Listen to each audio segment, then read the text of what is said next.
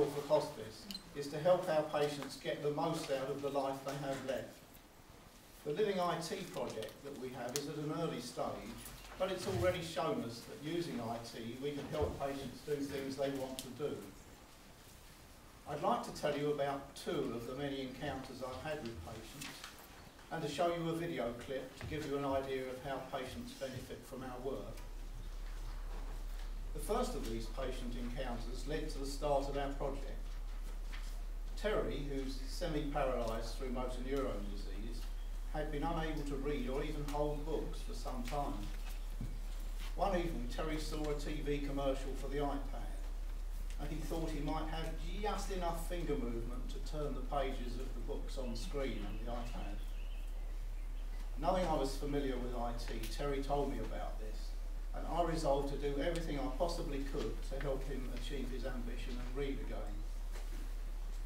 We had to overcome quite a lot of practical problems before Terry could actually read, but we learned an awful lot in doing this, and we wanted to use this knowledge to help other patients.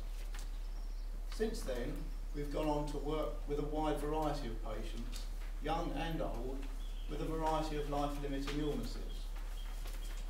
Now we want to move beyond the project's pilot phase so that we can make our service available to every patient, and so we can properly share our experience, which we think is useful, with other hospices around the country. Here's a video snapshot of our work with just two patients. The first of these patients you'll see is Terry, the man who started things off.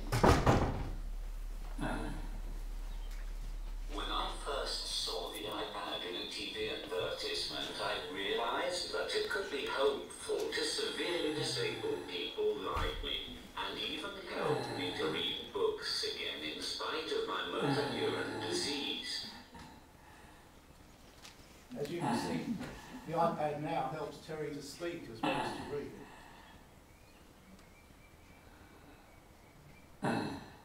I am grateful to the Norfolk Hospice for helping me to acquire an iPad. Not only can I read books now, but I've been able to help them explore what the iPad can do for other hospice patients.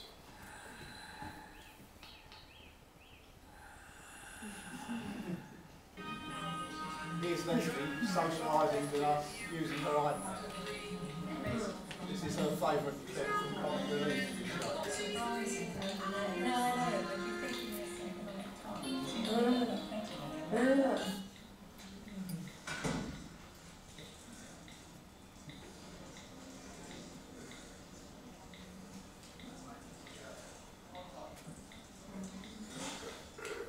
My son in Barcelona and Blanca are going to make me a grandma next week, hopefully.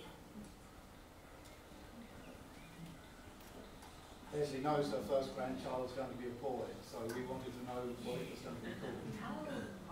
Alvaro. Is it? Oh, that's unusual. It is. That's Spanish. Oh, Spanish. Is it? I am on a ministry team, so I can still write sermons. My iPad has been wonderful and given me much joy.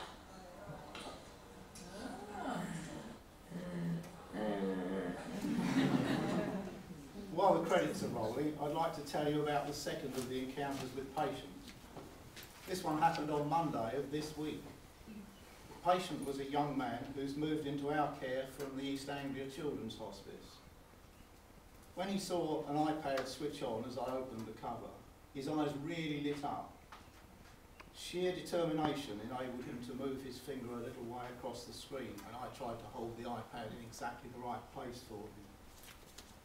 While we were talking, I showed him some of the things on the iPad, including the landscape paintings that David Hockney had made on iPad.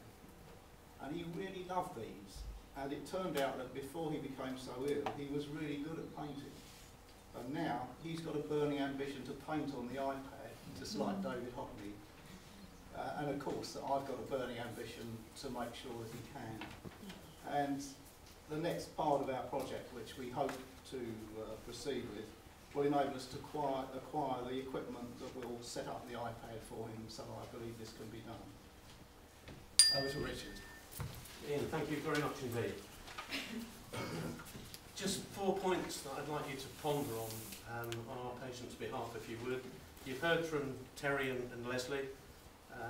Hopefully you've seen the impact, just very briefly, on the lives that they have on a day-to-day basis. That rise in self-esteem that they've had from being able to share something with their family that's not just their illness, it's something positive, something new to learn together.